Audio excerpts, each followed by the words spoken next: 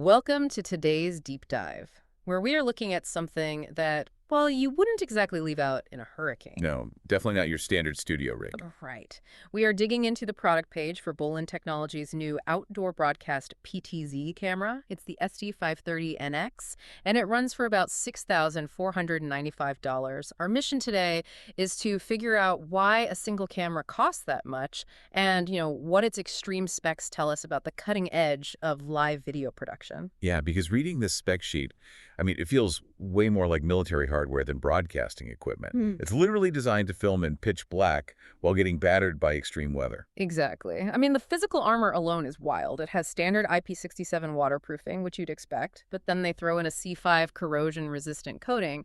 Correct me if I'm wrong, but isn't C5 what they use to protect offshore oil rigs from saltwater? Spot on. Yeah, it's meant to sit in highly corrosive environments like, say, a coastal stadium or a ship for years. Yeah. The salt air won't eat through the casing at all. Combine that with an upgraded rain wiper, and the exterior is basically bulletproof against weather. Okay, let's unpack this next feature, because it honestly sounds like overkill.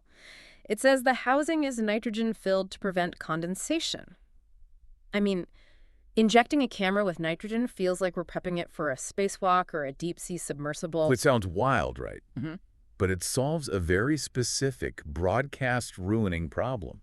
Think about what happens when an outdoor camera gets blasted by hot stadium lights for hours, and then suddenly a cold rainstorm rolls in. Oh, the inside of the glass would just immediately fog up. Yes, and you can't exactly send a technician up a 50-foot pole mid-broadcast with a microfiber cloth. Right.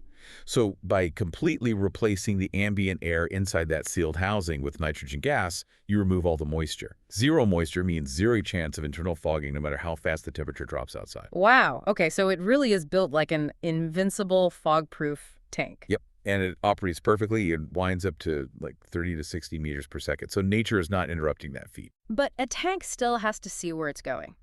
If this thing is out in a dark, stormy stadium, what good is all that armor if the image is just a grainy mess? Well, that's where the Sony 30-second sensor comes in, and it's paired with a 30x optical zoom.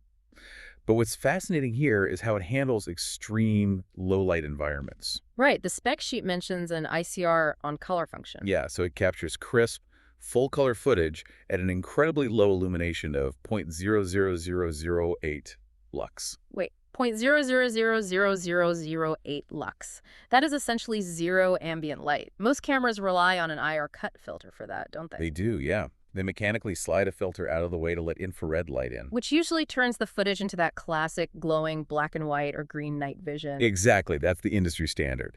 But this sensor manages to strip away that IR filter to maximize light intake while still processing a full-color image.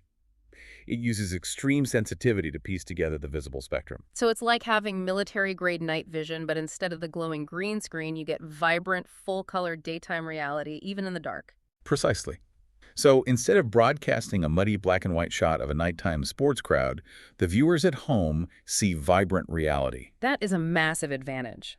But looking at the mechanical specs, this camera also has an industry-first roll axis adjustment of up to 15 degrees. I'm trying to picture why a broadcast camera needs to tilt sideways. Is that to compensate for the wind you mentioned earlier? You got it.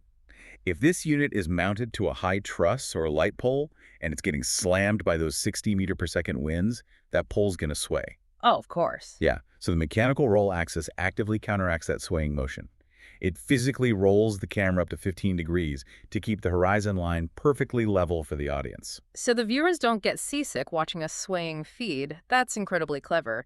And it seems like the brains of this camera are just as active as the mechanical parts. The spec sheet heavily highlights its integration of the FHD protocol. Oh yeah, FHD is a big deal here. I know it's used in virtual production, so does this mean the camera isn't just sending a video feed, but also sending its own spatial coordinates? You nailed it.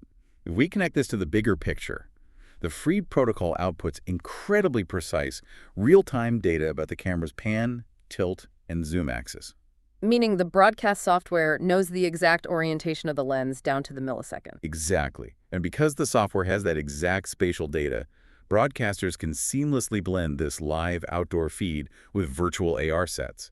It completely automates complex shots. That's wild. It is. You can have the camera track a moving subject in a real stadium, and the software will instantly drop virtual graphics around them with ultra-low latency, perfectly matched to the camera's angle. So what does this all mean for you listening? It means the gear powering your favorite live events is no longer just a lens in a box.